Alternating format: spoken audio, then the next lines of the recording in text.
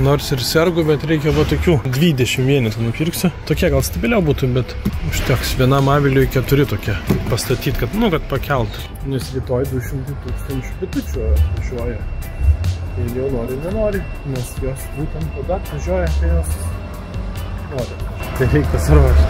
Atėjau padėti susinešti, jau žiūriu aviliai, bitės jau skraidžiai, o man nereikia tokio kostiumo.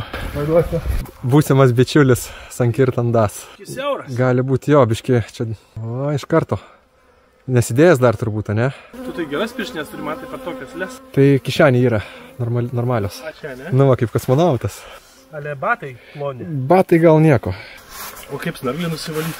Oi, reiks pakentėti dabar turbūt biški. Na, išleisimės dabar. Jos dar uždarytos. O tai kodėl tu nori, kad ir aš ten būčiau? Bet kažkiek jų dūzgia, tai jos kažkur išskrenda. Pažiūrėkit, kokie aviliai. Tu gali trumpai pasakyti, kodėl čia tokie aviliai keisti? Iš nendrių. Čia nekeisti, čia normalūs aviliai. O kuom jie normalūs? Nu, čia yra gulstiniai aviliai. Jo, iš nendrių padaryti. Ekologiškos medžiagos. Kvėpuojantis šiltas. Be cinko? Reikia bitėm. Nu, be cinko gal kažkiek, jo. Klausykit, čia vienam avily 2 šeimos yra. Jo, čia 2 šeimos. Dabar čia visa esmė, kad yra va, saulės ryte gauna, o jau pietinė saulė baigėsi. Čia taip yra padaryta ir jie yra atsukti į pietryčius. O kas čia tokia? Čia ne mūsų. Didelė tokia stora. Ar jinai gali užpult mūsų bitės? Nu, jo kariauja.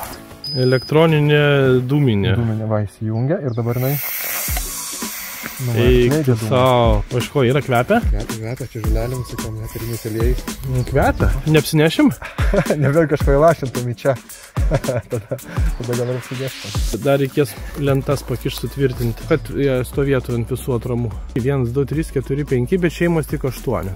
O didį kiekvienam ir vienas. Tu savo kokie aviliai. Ir vienoj ar 2 yra vienoj šeimoj 2 motinėlės. Aš tokių čiūdų nesu nei matęs, nei girdėjęs, bet sakė taip geriau. Reikia bičių maitinti cukrum jokių. A, čia jokio cukraus nereikia. Jokio maitinimo nėra, čia jos natūraliai. Tai ką jos valgys?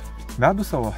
O tai ką mes valgysim? Mes irgi medų valgysim. Mes imsim tik tai medų, kurio bitėms nereikės. Perteklius, kur po žiemos liks ar kaip? Taip, nu, ta prasme, rudenį imsim, kuriuom nereikės, o likusi paliksim jom ant žiemojimo. Tai palauk, kas čia yra, o kas čia čia yra lizdas? Čia yra lizdas, jis ten gyvena. Viena šeima. Jo, ir va čia toks patirėmas dedasi. O čia rėmas kur dedas? Dedasi į čia. O čia tuštyje tiesiog? Čia tuščias dar. Ir čia nieks neis. Jos negali pereiti iš ten. Plėsim lizdą, kai kada reikės vaškuolėmis. Tai va šitokia natūraliai bitininkystė pritaikytas, kur nemaitinam cukrum, ta prasme neimam, paliekam bitė žiemoti ant medaus, negydom cheminiais vaistais, viskas natūraliai. Tai jom čia patiks? Jo. Patiks čia, jo? Turėtų. Ramunėlės ten nuskris? Nuskris ramunėlės, aišku. 3 km spindulių bitės skrenda. Kiek čia to medaus liks nuo vieno avilio 1 sloikas? Tai būna, jeigu viskas tvarkoja, tai kokių 30 kg iš vieno avilio. Oho, perteklius. Jo. 20, 30, 40, 50, 60, 70. Oho. Gali būti priklausoma šeimos.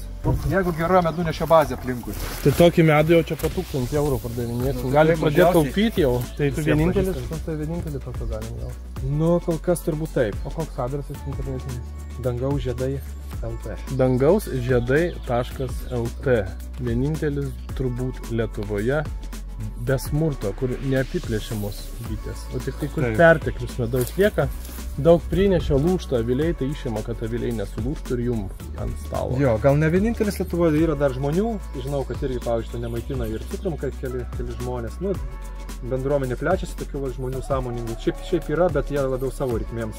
Žodžiu, tik per pažintis. Jums pasisekė, kad turit geras pažintis, tai gali tokio medaus. Dar kartą adresas? Dangaus žiedai. Dangausžiedai.lt.